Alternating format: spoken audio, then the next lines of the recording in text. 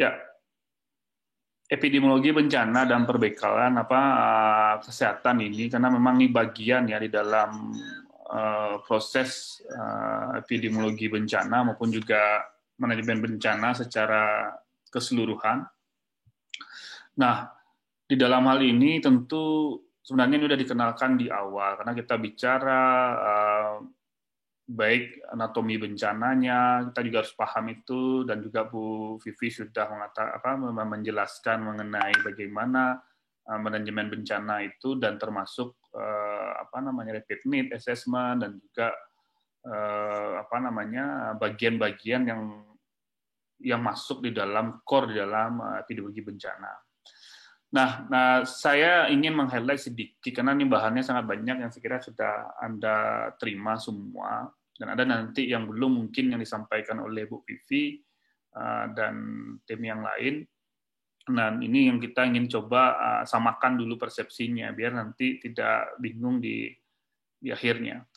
Nah, tentu kalau kita bicara manajemen bencana, tentu kan agak lebih kompleks ya. Tidak hanya bicara epidemiologi, tapi juga ada bicara logistik, bicara sistem informasi juga masuk di situ, termasuk juga pelayanan dan termasuk juga rangkaian-rangkaian humanitarian gitu, bagaimana kemanusiaan dan termasuk juga kesehatan reproduksi, kesehatan lingkungan. Kalau bicara manajemen bencana itu sangat-sangat kompleks sekali.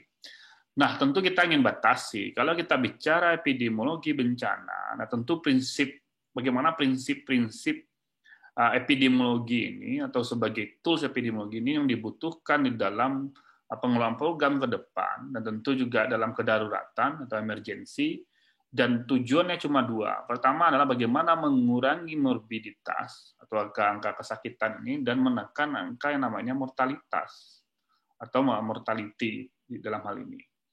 Nah, apalagi dengan kondisi saat sekarang kita dihadapkan yang selama ini kita hanya bicara natural disaster atau bencana alam, tapi bagaimana dengan non alam? Nah, non alam itu termasuk salah satunya adalah pandemi ini. Dan tentu juga saya sudah share juga kemarin linknya YouTube-nya yang kemarin saya jelaskan melalui international webinar, dan itu salah satu bagaimana kita bicara risk reduction untuk non alam atau dalam hal ini non natural hazard.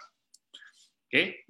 Nah, saya tidak panjang lebar dalam hal ini. Tentu sebenarnya kalau kita bicara epidemiologi, ini yang seharusnya Anda pahami konteks poin-poin atau indikator-indikator yang masuk di dalam core epidemiologi bencana itu. Mulai bagaimana terminologi epidemiologinya, termasuk juga indikator dan penilaian kebutuhan, sampai nanti bicara survei populasinya, dan bagaimana nanti keterampilan Anda mampu menganalisis dan juga mempresentasikan informasi epidemiologis. Nah, mungkin Anda mengetahui ketika pandemi COVID-19 ini, saya juga diminta oleh Pak Gubernur di awal-awal waktu masa PSBB itulah, ini yang sebenarnya yang kita kerjakan. Itu yang realnya. Kalau Anda lihat di YouTube itu ada beberapa seminar dan juga bahan-bahan menjadi pertimbangan yang bisa Anda lihat, Anda pelajari. Disitulah kemampuan epidemiologis untuk memberikan masukan kepada pemerintah di dalam bagaimana kebijakan yang akan diambil di dalam menekan angka kematian dan angka kesakitan tadi. Nah, tentu kalau dalam COVID-19 adalah bagaimana kita menekan angka infeksi itu. Karena bagaimanapun infeksius atau tertular itu kan berkaitan dengan muaranya adalah angka kematian.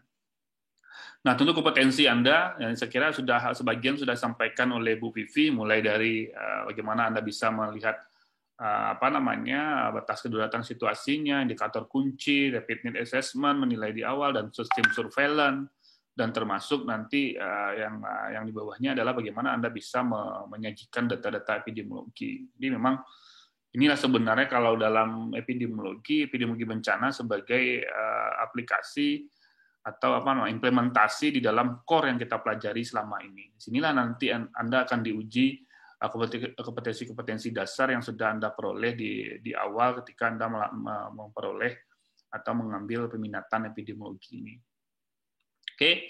Nah, ini ya saya buat core ini, inilah kumpulannya. Ini harus paham bicara rapid need, estimasi populasi, survei, manajemen data, investigasi wabah, dan termasuk juga surveillance dalam bencana.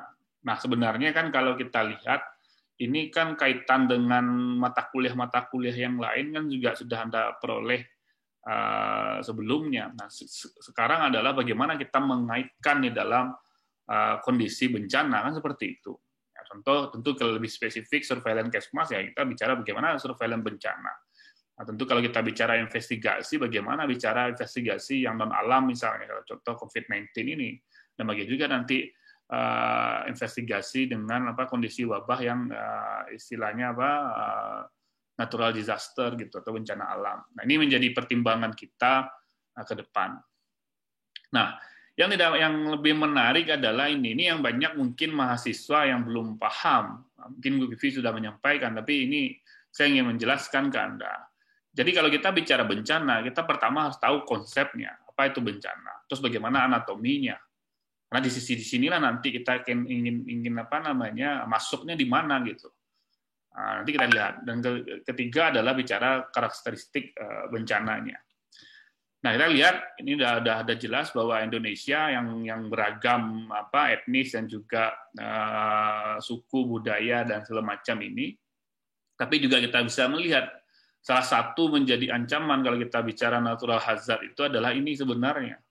Dan bayangkan kalau kita lihat Ring of Fire ini dan tidak ada satupun di wilayah Indonesia itu yang aman kecuali katanya ya, itu hanya di Kalimantan kalau kita bicara Merapi atau tektonik ini, karena memang berada dalam 4 lempengan yang Rusia, Pasifik, Filipina, termasuk juga India, Australia. Dan ini sebenarnya mau tidak mau, suka tidak suka, kita sudah di kondisi vulnerable area atau area yang sangat rentan sekali terhadap bencana ini. Nah, ini menjadi perhatian karena memang kita tahu bahwa 2000 tsunami di Aceh itu 2004 itu menjadi titik balik bagaimana ternyata bencana itu menjadi prioritas, yang akhirnya kan Anda tahu yang dulu tidak ada BNPB, akhirnya ada BNPB dan ada BPBD juga di provinsi yang levelnya kabupaten dan kota. Itulah titik baliknya sebenarnya. Tsunami di Aceh itu ketika orang aware terhadap disaster di Indonesia. Nah, ini WHO juga sudah memetakan. Jadi kalau istilah saya adalah kalau ingin belajar bencana ya belajarlah di Indonesia, karena memang ya supermarketnya bencana itu adanya sebenarnya di Indonesia. Dan saya pernah ikut pelatihan ACRC ya. Anda tahu ACRC itu Palang Merah Internasional. Dan saya sangat menarik pertanyaan pertama itu adalah yang menarik adalah di Indonesia itu ada semuanya gitu. Orang mungkin yang tidak ada bicara, kita dulu tahu di awal-awal tahun di 2000-an itu teroris di kita kan banyak juga menjadi ancaman. Bom di mana-mana. Ini yang di tempat lain tidak ada gitu. Yang menarik lagi adalah bicara Gunung Merapi, itu beda dengan volcano dengan earthquake, itu agak berbeda. Nah, volcano itu jadi kita kan namanya Merapi ya, artinya ya contoh dulu kan ada istilah Mbah Marijan dan segala macam fenomena itu juga menarik. Termasuk juga insiden-insiden yang lain, disease outbreak yang kita selama ini juga merasakan dan transportasi. Jadi intinya ya semuanya ada. Kalau ingin kita petakan disebut dengan hazard mapping di dalam kondisi bencana ini. Nah, kita bisa lihat ini sudah dipetakan bagaimana kondisi per masing-masing kabupaten, itu semua ada, dan sebenarnya dengan hazard mapping ini kita bisa melihat potensi apa yang ada di daerah kita masing-masing, di kabupaten kota. Termasuk juga kita berada di Kota Padang seperti ini. Sudah dekat dengan tsunami ya, termasuk juga gempa bumi. Nah, ada beda juga kondisi yang biasanya yang sering konflik. Nah, ini juga menarik, kayak Merapi mungkin di Jogja atau tempat lain, banjir apakah juga masuk di situ. Nah, dulu juga ada kan kecelakaan transportasi dan hampir banyak waktu itu ada air dan segala macam gitu. Anda juga lihat ini adalah yang waktu kejadian Sampit. Ini kalau Anda lihat ini kepala orang yang dipotong dan saya juga ikut terlibat pas di awal-awal itu di waktu pengungsi Sampit ini di diungsikan di Surabaya itu, dan memang terjadi konflik antara etnis Dayak dan Madura waktu itu, dan segala macam. Nah, ini menarik sebenarnya kalau kita lihat, dan semuanya ada, tapi tentu bagaimana kita menilai ini dan bagaimana aspek epidemiologi juga masuk di sini, dan menjadi tantangan ke depan kita sebagai epidemiologis memberikan pertimbangan-pertimbangan ya tentu tidak menjadikan angka kematian dan kesakitan meningkat secara signifikan. Nah, sebenarnya kalau Anda baca beberapa buku itu sudah dipetakan kondisi-kondisi bencana alam seperti apa yang potensinya, misalnya angka kematian tinggi, misalnya angka kerusakan fasilitas tinggi, termasuk juga nanti peningkatan kalau bisa terjadi pandemi seperti itu. Nah, disinilah sebenarnya kalau kita memahami kondisi-kondisi bencana dan jenis hazardnya ini atau bahayanya ini, di sini kita sebenarnya sudah bisa memahami mana yang sifatnya long term atau short term efek terhadap bencana itu sendiri. Nah, disinilah ilmunya. Kita bicara pandemi, kita akan memahami jenis pandemi seperti apa, dan jangan nanti kita jangan kaget kita dalam penanganannya gitu. Nah, itu kan tadi sudah jawab. Di sinilah kita akan belajar yang seharusnya banyak di Indonesia ini dan menjadi tantangan. Nah, dan ada pertanyaan-pertanyaan karena juga banyak istilah ini ketika ditanya what kind of disaster misalnya, tanya apa jenis bencana. Banyak orang menjawab banjir, tsunami, tadi saya katakan konflik dan lain-lain. Nah, sebenarnya yang kita sebut itu bukan bencana, itu adalah sebenarnya bahaya. Itu yang kita hazard di situ. Nah, kapan dia terjadi sebuah bencana? Ini usah saya uraikan ke Anda. Artinya apa? Ketika bahaya itu berinteraksi dengan populasi. Nah, disinilah letak epidemiologisnya. Karena kalau bicara populasi kan bicara yang salah satu indikator di dalam epidemiologi. Nah, pertanyaan selanjutnya adalah, apakah ada, Pak, yang kondisi bahaya tapi dia bukan bencana? Ini kan keluar di ujian ini, nanti Anda bisa jawab itu. Ya tentu ada juga, bagaimana kondisi yang dia sebenarnya bahaya tapi dia bukan bencana. Cobalah Anda renungkan, coba Anda kasih contoh nanti di ujian Anda jawab itu. Apa contoh yang bencana yang dia berinteraksi bahaya dan penduduk, dan apa contoh nanti bahaya, dia ada bahaya tapi dia tidak disebut dengan sebuah bencana. Kita bisa lihat. Nah, terus selanjutnya adalah ya tentu kita garis bawahi, artinya sebuah kejadian yang mengakibatkan kerusakan, gangguan ekonomi, kematian, dan termasuk dengan kondisi yang memerlukan tanggap darurat atau orang lain di dalam melakukan recovery atau dalam respon dalam hal ini. Ini WHO yang menetapkan itu.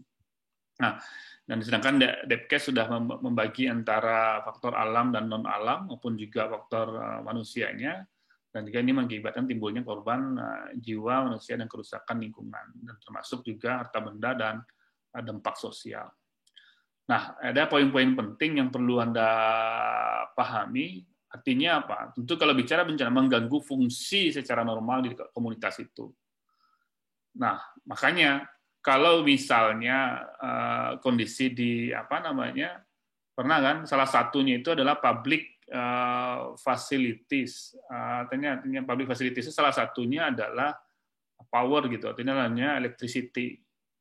Nah, kalau misalnya listrik tidak ada atau public fasilitas ini tidak sering kita tidak peroleh, itu bisa juga salah satu kondisi yang disebut bencana. Jadi kalau di suatu negara atau suatu daerah, kalau di kita kalau listrik sering mati itu akan lebih parah lagi dengan kondisi yang sesungguhnya terjadi bencana. Termasuk juga penyediaan air, kan public facilities termasuk juga water supply itu. Nah, yang kedua adalah berdampak pada populasinya. Jadi memang akses makanan dan suplai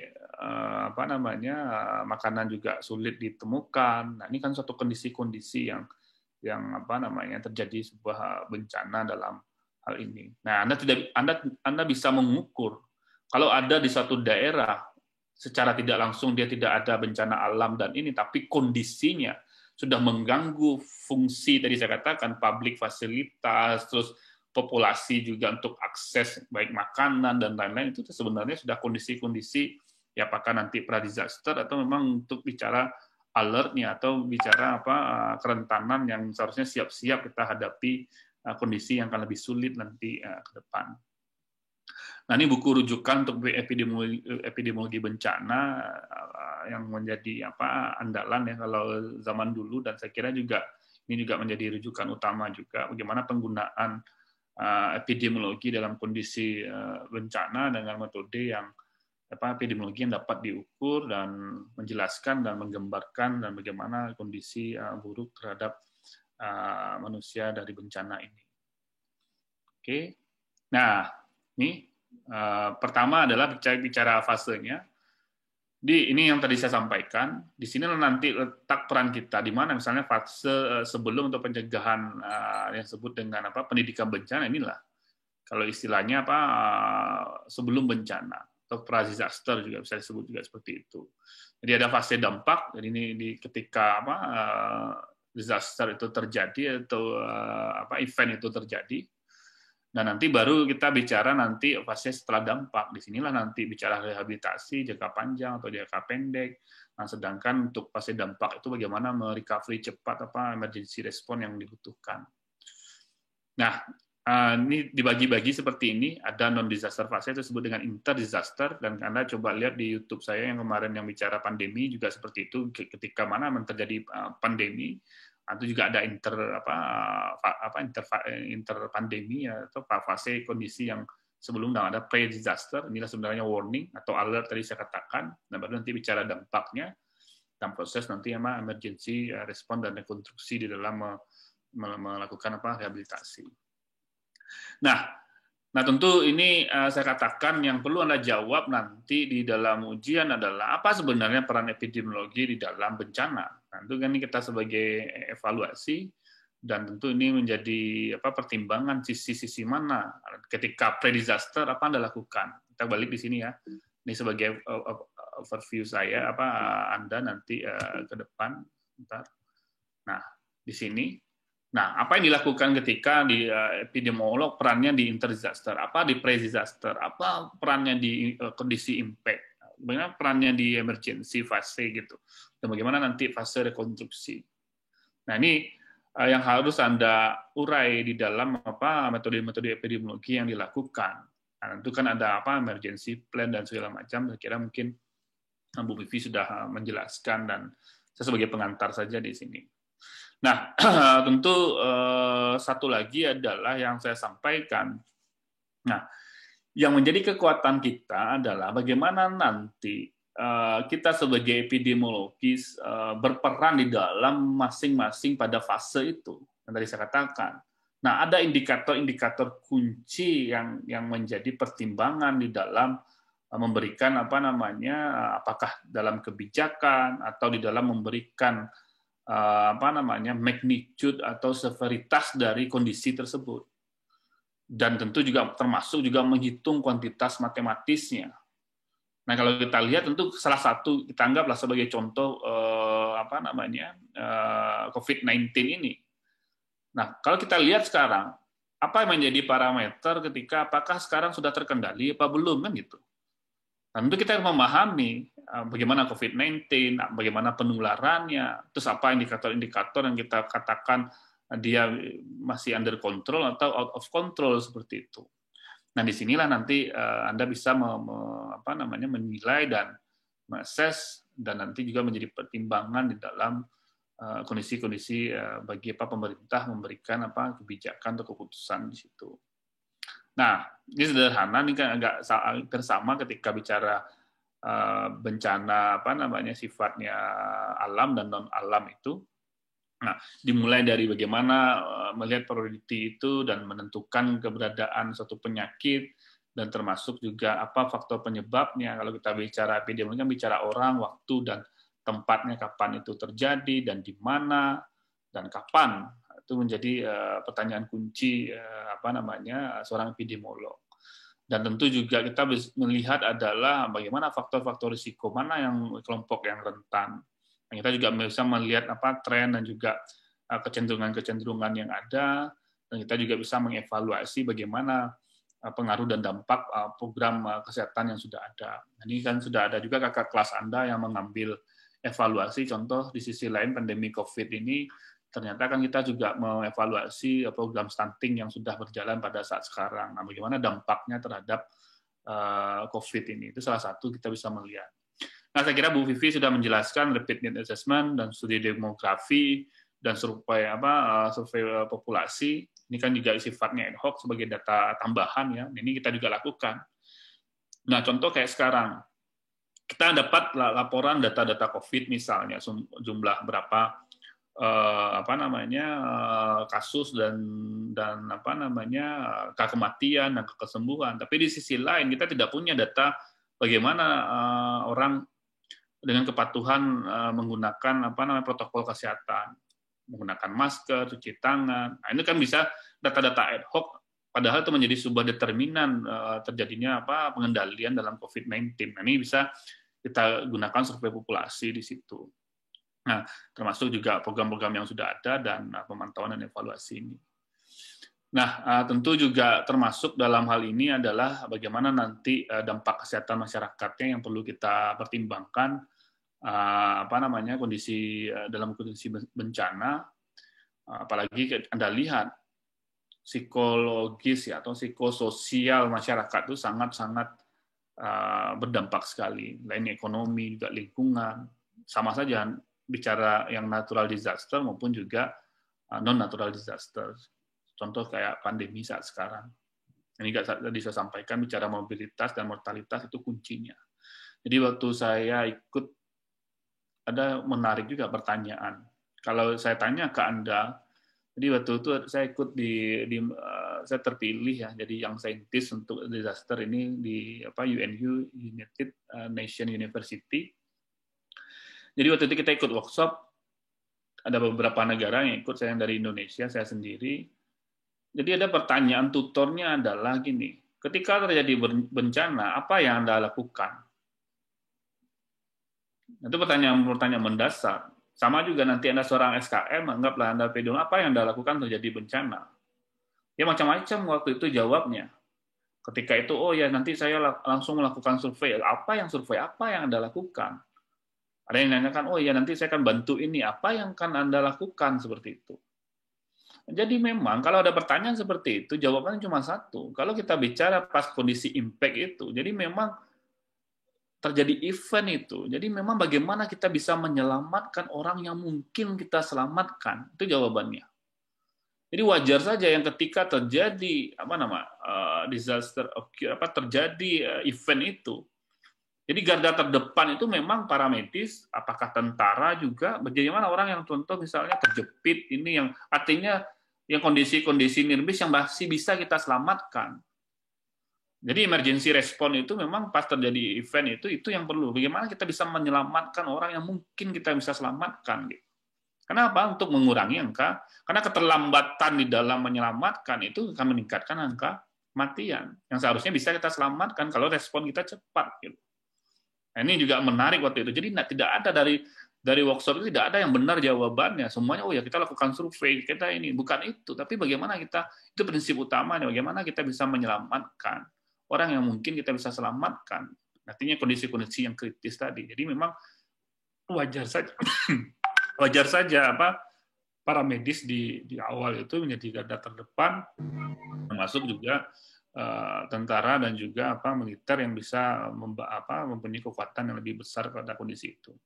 Baru kita bicara pelayanan kesehatan, ini kita bisa melihat sebelum dampaknya kita bisa membuat analisis bahaya dan membuat pemodelan masuk skenario-nya. Ini kita juga lakukan waktu di awal-awal, nanti minggu pertemuan berikutnya kan saya jelaskan bagaimana pandemi ini di awal-awal kita membuat ini. Kita lakukan ini, membuat pemodelan, membuat bagaimana protokol, bagaimana simulasi, bagaimana skenario yang kita jelaskan nanti minggu depan. Ini pasti dampak, ini bagaimana respon dan protokol kesehatan dan masuk juga investigasi yang kita lakukan. Nah, setelah dampak seperti ini, kita akan memfollow up nanti dan bagaimana investigasi yang kita lakukan, dan kita membuat rencana dan bagaimana mengurangi, dan tentu bagaimana kita memperkuat atau ketahanan atau resilient di dalam kondisi bencana ke depan. Nah, ini indikator-indikator yang secara umum dalam epidemiologi yang kita nilai. Nanti kita perkuat nanti ada nanti kita bicara pelayanan kesehatan pertemuan berikutnya. Nah, saya kira itu yang menjadi pertimbangan. Saya kira yang lain-lain bisa Anda baca dari bahan yang saya sampaikan tadi. Jadi penguatannya adalah gini. Jadi nanti tentu exercise-nya adalah bagaimana indikator-indikator penerapan tool epidemiologi ini bisa diterapkan di dalam setiap fase atau kondisi bencana yang kita gambarkan anatomi bencana pada di awal tadi. Dan ini menjadi pertimbangan nanti Anda ke depan baik membuat kebijakan atau membuat langkah-langkah upaya penanggulangan atau pengendalian bencana itu sendiri, dampak bencana itu sendiri. Nah, saya kira itu. Terima kasih atas perhatiannya. Ada pertanyaan, silakan. Kita buka. Cukup? Izin bertanya, Pak. Ya, silakan, ya. Mohon maaf, Pak. Untuk absensinya bagaimana, Pak? Apa di iLearn atau di Google Form saja, Pak? Ya, karena untuk sementara kita gunakan dulu yang Google Form aja, atau memang Fatimah bisa merekap dulu. Karena memang masih trouble juga yang kemarin, dan ini kita coba upayakan. Dan karena memang ada LPTK-nya lagi menstrukturisasi sistem iLearn-nya ini, karena ada memang ternyata dari orang IT mengatakan memang ada hardware-nya yang rusak, yang dari Telkomnya gitu. Tapi Anda coba terus saja, saya juga berupaya kalau bisa nanti diakses saat sekarang, nanti kan coba akses lagi dan saya upload, nanti dipilah bahan-bahan yang ada itu. Dan tentu juga bahan-bahan yang lain, dan saya juga nanti apa yang saya sampaikan di awal itu anatominya, saya coba memberikan exercise ke Anda, itu contoh yang kita tangani untuk pandemi COVID ini. Jadi langkah-langkah yang dari fase yang sebelum dampak, setelah dampak akan dilakukan, dan bagaimana ya pengalaman kita, dan artinya benar-benar Anda nanti di lapangan juga itu yang Anda kerjakan nanti ketika Anda seorang epidemiologis membantu pemerintah atau negara ini di dalam penanganan bencana seperti itu. Ada yang lain? Jadi sebenarnya kalau bahan-bahannya mungkin udah cukup ya Anda baca, Anda bisa ini, tapi memang praktisnya lagi gitu. Karena memang setelah UTS itu memang kenapa saya yang diminta Bu Vivi setelah UTS itu sekarang kita memang praktisnya. Belum nanti kita mereview jurnal-jurnal yang ada, bagaimana kita menyiapkan publikasi untuk kondisi bencana ini. Karena memang riset bencana ini menarik juga kita kita bandingkan dengan riset-riset yang lain. Mudah-mudahan di antara Anda juga banyak yang ngambil riset bencana ini nanti sebuah skripsi itu juga menarik gitu. Apalagi dengan kondisi pandemi saat sekarang ini. Ya, sebagai contoh kakak kelas Anda juga sudah banyak yang kita bimbing untuk COVID ini. Oke, Fatimah, ada yang lain yang bisa di ini? Karena bahan udah saya kirim semua ya. Ada di share, Fatimah, ada? Ya. Ada, Pak, udah di-share semua. Nanti tinggal dibaca, dan kalau nanti Anda bisa Anda oret-oret juga, atau ada yang Anda pertanyakan nanti kita bahas di tatap mukanya. Karena memang nggak mungkin tatap mukanya sering, tapi memang exercise-nya nanti yang kita. Ini kan sebagai pengantar saja saya, karena memang setelah UTS kan ini baru yang pertama. Ini kan saya katakan sebagai pengantar, nanti besok kita lebih banyak praktisnya dan pengalaman di lapangan yang saya berikan ke Anda semua. Oke? Cukup? Ini Dazan juga ya. Ini mohon maaf ya, artinya karena kita terlambat, insya Allah yang minggu depan kalau ada nanti kita bisa jadwal lagi kalau memang ada bentrok jadwalnya. Tentu saya juga minta fleksibel waktunya kapan gitu, karena memang banyak yang kondisi pas COVID ini tidak terjawabnya, kan kadang mendadak saja seperti itu. Oke, Fatimah. Ya, kalau tidak ada saya cukupkan, dan tentu bahan nanti pokoknya setiap ini Anda terus update di iLearn-nya. Untuk sementara absen bisa direkap dulu. Ini kan ada 32 ya yang sampai akhir, ya tentu kita pastikan 32 berarti kan 31 yang hadir dalam hal ini. Itu saja. Terima kasih atas perhatiannya. Nanti bahan sudah ya, mungkin kalau videonya nanti kita rapikan dulu, nanti kita share ke Anda semua.